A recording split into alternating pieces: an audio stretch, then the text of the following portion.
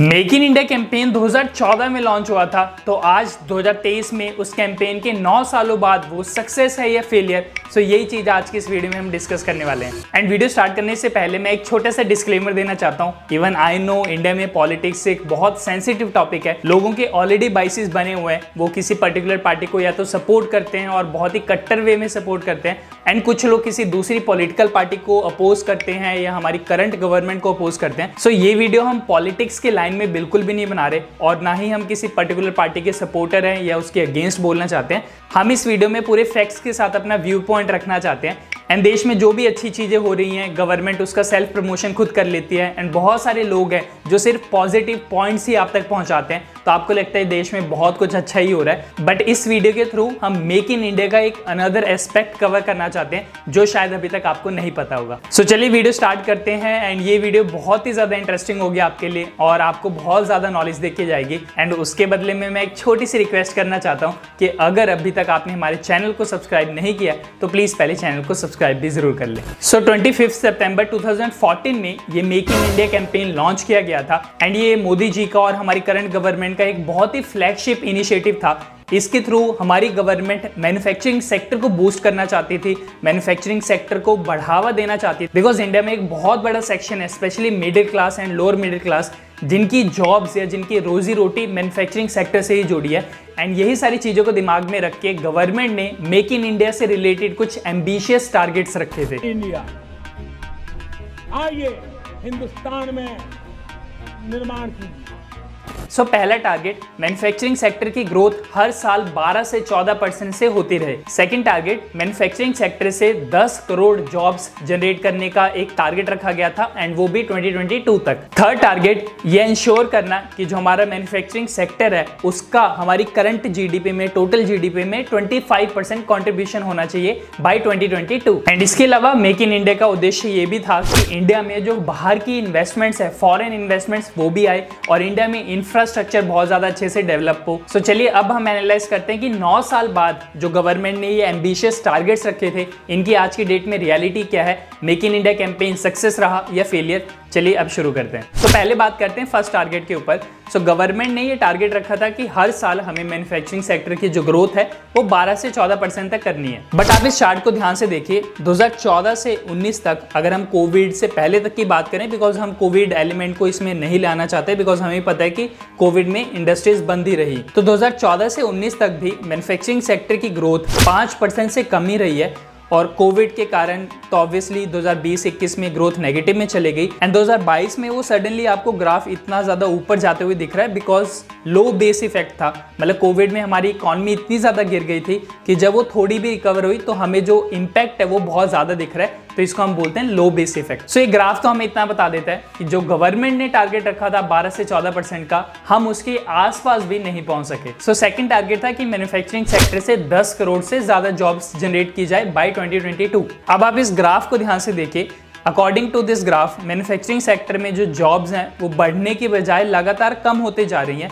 10 crore new jobs आने का promise था, बट आप रियलिटी में देखेंगे तो इस सेक्टर में आज की डेट में सिर्फ 2.5 करोड़ जॉब्स ही रह गई हैं। एंड अगर हम कोविड से पहले तक की बात करें तो आप देखेंगे कि ये ग्राफ 4 से 5.5 करोड़ जॉब्स के बीच में ही रहा है और ये कभी भी बढ़ नहीं पाया। एंड कोविड के बाद तो ऑब्वियसली इसमें बहुत बड़ा सिग्निफिकेंट फॉल आया। सो 10 करोड़ जॉब्स का जो सेकंड टारगेट था वो भी हम पूरा नहीं कर पाए। सो अब हम थर्ड टारगेट की बात करते हैं कि मैन्युफैक्चरिंग सेक्टर का जो कॉन्ट्रीब्यूशन है वो ओवरऑल जीडीपी में 25% तक आ जाए। तो जैसा कि आप चार्ट देख ही सकते हैं कि 2014 में मैन्युफैक्चरिंग सेक्टर का कंट्रीब्यूशन 15% के अराउंड था, एंड गवर्नमेंट इसको 2022 तक 25% तक लेके जाना चाहती थी, बट वो लगातार बढ़ने की बजाय कांस्टेंट रहा है या गिरते ही जा रहा है। सो 2021 तक मैन्युफैक्चरिंग सेक्टर का जीडीपी में कंट्रीब्यूशन सिर्फ 13.98% ही रह गया था, तो बढ़ने की बजाय ये लगातार गिरते ही जा रहा है। सो इस थर्ड टारगेट में भी हम कह सकते हैं कि गवर्नमेंट अपने मिशन में सक्सेसफुल नहीं हो पाई है। इसके अलावा गवर्नमेंट के कुछ और ब्रॉड ऑब्जेक्टिव्स थे कि वो इंडस्ट्रीज को एनकरेज करना चाहते थे कि वो इंडिया में आके मैन्युफैक्चरिंग करे। सो अगर इंडस्ट्रीज इंडिया में आके मैन्युफैक्चरिंग करते हैं तो ऑब्वियसली नंबर ऑफ फैक्ट्रीज का काउंट बढ़ना चाहिए था। सो मेक इन इंडिया का सक्सेस हम इस चीज से भी जान सकते हैं कि जो नंबर ऑफ फैक्ट्रीज हैं इंडिया में वो किस पेस से बढ़ रही हैं। 2014 में नंबर ऑफ फैक्ट्रीज कितनी थी, आज की डेट में कितनी है और उनकी ग्रोथ कैसे रही है। सो इस चीज को भी हम डेटा से समझते हैं कि 2014 में नंबर ऑफ फैक्ट्रीज जो इंडिया में थी वो थी 2,24,576, जो 2019 में बढ़कर हो गई थी 2,42,395। एंड इस डेटा को हम कोविड से पहले तक ही कंपेयर कर रहे हैं, बिकॉज कोविड के बाद बहुत सारी इंडस्ट्रीज बंद हो गई थी, इसलिए कोविड से पहले तक भी ग्रोथ तो हुई, बट ग्रोथ की जो पेस थी वो बहुत ही ज्यादा स्लो थी। सो ये जो मैंने आपको फैक्ट्रीज की ग्रोथ का नंबर दिया, अगर हम उसको परसेंटेज टर्म्स में बात करें कि हर साल कितने पेस से वो बढ़ी है, तो वो परसेंटेज आता है सिर्फ 1.43%। वहीं अगर हम 2003 से 2014 के टाइम पीरियड की बात करें तो नंबर ऑफ फैक्ट्रीज 6% से ग्रो हुई थी, जो कि क्लियरली शो करता है कि मेक इन इंडिया कैंपेन के बाद भी नंबर ऑफ फैक्ट्रीज की जो ग्रोथ है हर साल से वो बढ़ने की बजाय कम ही हुई है। तो अगर हम एफडीआई की बात करें, एफडीआई यानी फॉरेन डायरेक्ट इन्वेस्टमेंट की बाहर से कितना पैसा इंडिया में इनफ्लो हो रहा है, कितना ज्यादा पैसा बाहर से इन्वेस्ट हो रहा है, तो वो अच्छी पेस से बढ़ा है। 2015-16 में वो था $55.6 बिलियन एंड 2019-20 तक वो लगातार बढ़ते हुए $73.4 बिलियन तक आ गया था। सो ये एक पॉजिटिव एस्पेक्ट रहा है इंडिया के लिए। एंड 2020-21 तक ये जो $73.4 बिलियन है ये $80 बिलियन भी क्रॉस कर गया। बट इसमें एक गौर करने वाली बात ये है कि जो मैंने आपको नंबर दिखाया $80 बिलियन का एफडीआई इन्वेस्टमेंट, ये ओवरऑल इंडिया में है, ओवरऑल इकोनॉमी की हम बात कर रहे हैं। इसमें जो मैन्युफैक्चरिंग सेक्टर में एफडीआई है वो ज़्यादा नहीं बढ़ा, ये ज़्यादातर पैसा सर्विसेज सेक्टर में आया है, आईटी सेक्टर में या जो भी हम सर्विस प्रोवाइड करते हैं उस सेक्टर में ज़्यादा इन्फ्लो हुआ है। मैन्युफैक्चरिंग सेक्टर में बाहर से अभी भी कम इन्वेस्टमेंट आ रही है। सो अगर मैं अपने अकॉर्डिंग बताऊं कि मेक इन इंडिया का सबसे बेस्ट हाईलाइट क्या रहा है, तो वो होगा mobile manufacturing. Make in India के आने के बाद से ही स्मार्टफोन्स के जो एक्सपोर्ट हैं वो बहुत ही ज़्यादा बढ़ रहे हैं। इंडिया में मोबाइल स्मार्टफोन की जो मैन्युफैक्चरिंग है वो बढ़ रही है और फिर हम उसको एक्सपोर्ट कर रहे हैं। सो 2016-17 तक इंडिया ने 90,000 करोड़ के स्मार्टफोन मैन्युफैक्चर किए थे, बट ये नंबर लास्ट ईयर तक पहुंच चुका है 2.7 लाख करोड़। एंड अगर हम एक्सपोर्ट्स की भी बात करें तो इंडिया इस साल $10 बिलियन से ज्यादा के स्मार्टफोन मोबाइल्स एक्सपोर्ट करेगा। So ease of doing business की रैंकिंग में इंडिया 2014 में 142 नंबर पे था, जो कि एक बहुत पुअर रैंकिंग है,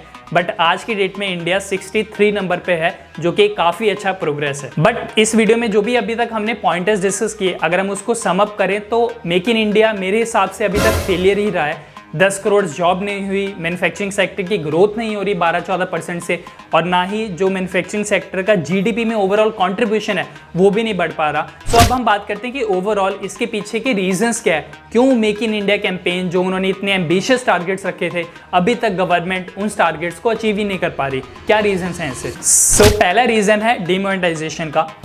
आज मध्यरात्रि 500 रुपए और 1,000 रुपए के करेंसी नोट लीगल टेंडर नहीं रहेंगे। आपको ही पता है कि 2016 में जब नोटबंदी हुई, सडनली 500,000 के नोट्स को बंद कर दिया गया, तो छोटे बिजनेसेस से लेके बड़े बिजनेसेस तक सबको बहुत ज़्यादा प्रॉब्लम्स हुई और बहुत सारी इंडस्ट्रीज बंद होने के कगार पर आ गई थी। सो इस वजह से ही जो हमारा मैन्युफैक्चरिंग सेक्टर है वो कभी भी उसको एक स्टेडी ग्रोथ ही नहीं मिल पाई या उसको एक टेक ऑफ नहीं मिल पाया।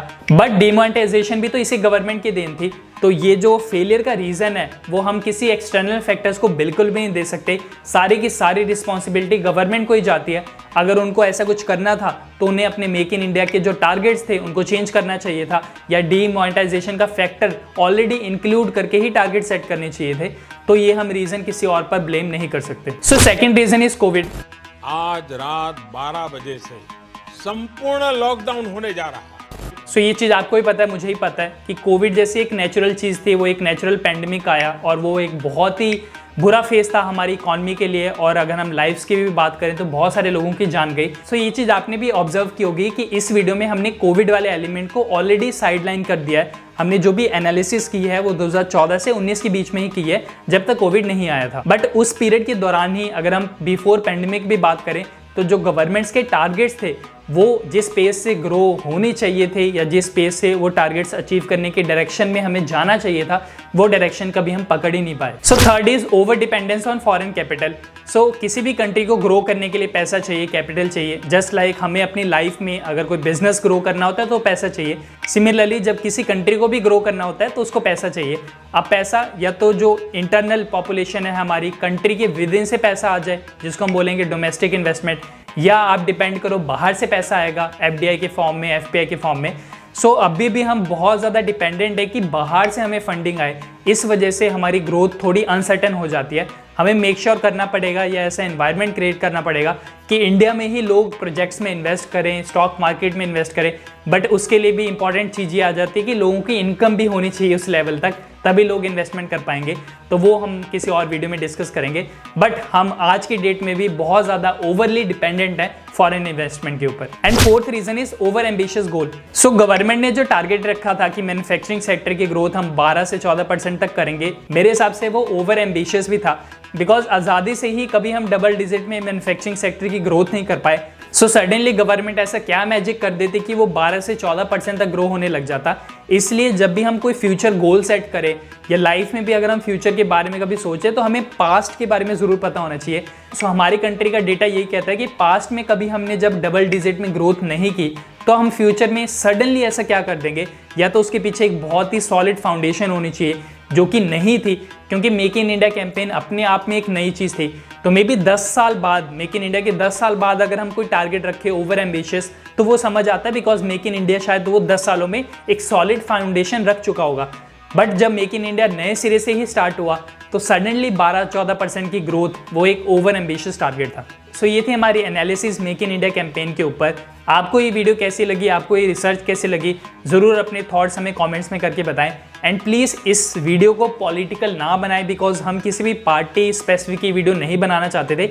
ये एक pure neutral unbiased form of research है मेक इन इंडिया के ऊपर। एंड अगर आपको हमारे चैनल पसंद आ रहा है, हमारी वीडियोस पसंद आ रही है, तो प्लीज़ हमारे चैनल को सब्सक्राइब भी ज़रूर कर लें एंड ये वीडियो लाइक भी ज़रूर कर दें ताकि यूट्यूब का एल्गोरिदम इस वीडियो को और लोगों तक पहुँचा सके। सो मिलते हैं नेक्स्ट वीडियो में, तब तक के लिए बाय।